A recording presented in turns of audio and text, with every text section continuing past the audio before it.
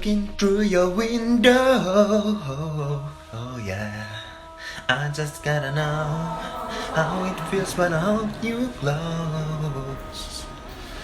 So tell me what you like, 'cause I'm running out of time. I promise you I'm not insane. There is something I cannot explain. I'm running out of my mind.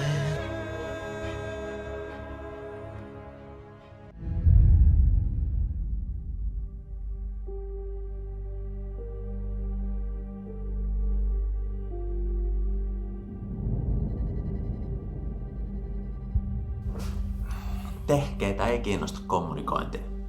Säästäkää aikaa ja oppikaa. Ja te loput. Olette ehkä huomanneet, että kommunikointi on elämän leipäjuuri. Ketään ei voi olla absoluuttinen mestari. Koska maailmassa on niin paljon erilaisia ihmisiä, joista me ehditään tavata vain ani harva.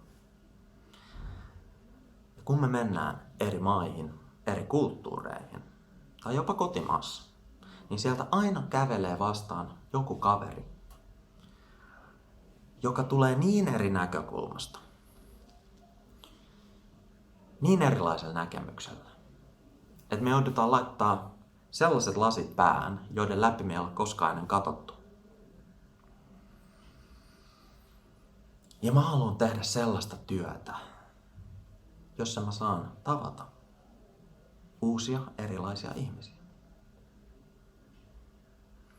Mennään isosta kuvasta mikrotasolle. Ota tää kirjaimellisesti tai kuvainnollisesti. Vuosien varrella vastaan tulleista ihmisistä ehkä noin joka 10. naishenkilö vilkuttaa pitkiä valoja jo heti niin kuin toisessa repliikissä, toisessa lauseessa tuntemattoman kanssa. Ja sieltä tykitetään, että oot sä joku idiootti, kun sä et osaa vastata yksinkertaiseen kysymykseen. Kuka sä olet? Dostojevski Idiootti on muuten hyvä kirja. Ootteko lukenut? Mä oon huomannut, että jokainen kysyjä odottaa erilaista vastausta. Riippuen siitä, ketä he itse ovat. Ja kun mä kysyn, että mistä näkökulmasta sä haluat, että mä vastaan tuohon kysymykseen, kuka mä olen, niin he itse asiassa vastaa ja kertoo heistä itsestään. 9/10 sitten vastaa, että no, mitä urheilulajeja sä harrastat, mitä sä teet vapaa-ajalla, mikä on sun lempiharrastus, mitä sä teet työksessä, millaisista elokuvista sä pidät tai millaisia kirjoja sä luet. Eli sieltä tulee liuta erilaisia käännöksiä sanalle kuka. Mä todennäköisesti ymmärrän myös heitä, ketkä menettää malttinsa heti siinä toisessa lauseessa. Mä ymmärrän, mihin he pyrkii. Mutta ei mennä nyt siihen. Vaan tuosta esimerkistä päästään sateenkaaren siltaa pitkin yhteiskunnalliseen ilmiöön nimeltä tasa-arvo.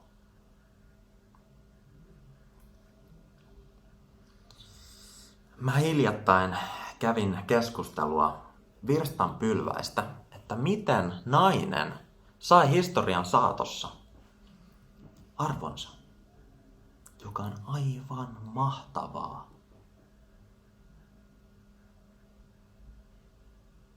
Muinainen ajattelu todella poikkeaa nykypäivän ajattelusta. Ja kun mä perustan pörssiyhtiön, sen johtokuntaan tulee vähintään puolet naisia ja se kirjataan yhtiösääntöihin. Ajatellaan nyt kuitenkin nuorempia naisia, ketkä on elänyt nykykulttuurissa, jossa nainen on päähenkilönä kaikissa arvokkaissa mainoksissa. Naisesta tehdään jumalatar. Monessa suhteessa nainen on arjen sankari, elämän synnyttäjä, lasten kasvattaja ja monia muuta. Ai että. Mä olin viime vuoden lopulla yhdessä tukiperheiden konferenssissa. Ja siellä haastateltiin muun muassa 2 naisen muodostamia tukiperheitä. Ja se herätti mulle kysymyksen, että miksi täällä ei ole yhtään 2 miehen perustamaa tukiperhettä? Onko se edes sallittua? Koska yhteiskunnassa on piilossa yhä vahvasti olettamus, että nainen on ensisijainen kasvattaja. Ja se pitää yllä epätasapainoisia rooleja. Ja toisaalta se ottaa myös mieheltä pois vastuuta. Ja kun mieheltä otetaan pois vastuuta, niin se ei ole naiselle hyvä, se ei ole lapsien kannalta hyvä.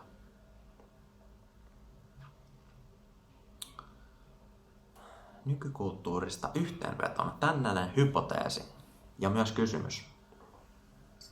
Mun havaintojen mukaan,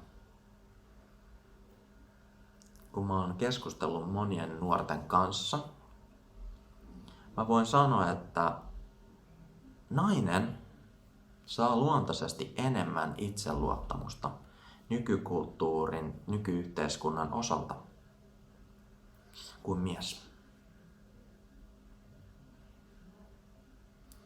Se osaltaan voi selittää sellaista havaintoa, että miksi naiset voivat olettaa,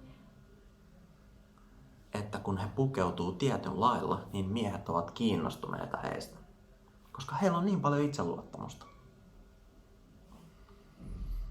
Vaikka tämä nainen ei kommunikoisi millään tavalla sanallisesti, heillä säilyy se itseluottamus. Oletteko törmänneet tällaisen ilmiön? Päät naiset edustamassa erilaisia asioita, yhtiöitä, keräämässä varoja hyvän tekeväisyyteen ja niin poispäin. Mutta kun mennään arkielämän mikrotasolle kommunikaatioon, niin se olettamus on harhaa. Vääränlainen sanonta on myös se, että älä keskity sanoihin, vaan keskity tekoihin.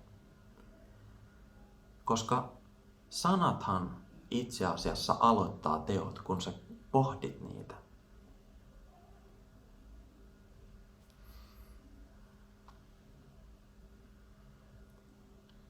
Ja mä huomaan itsessäni heikkouden.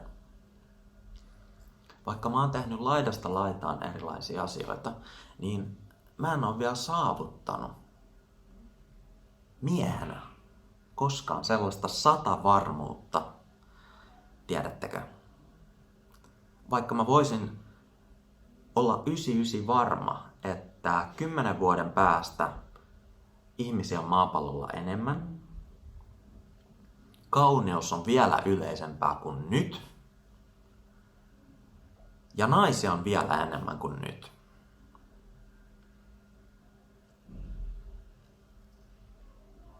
Niin mä silti tunnustan, että mä en ole 100% varma. Mistä mä tiedän, mitä tapahtuu 10 vuodessa?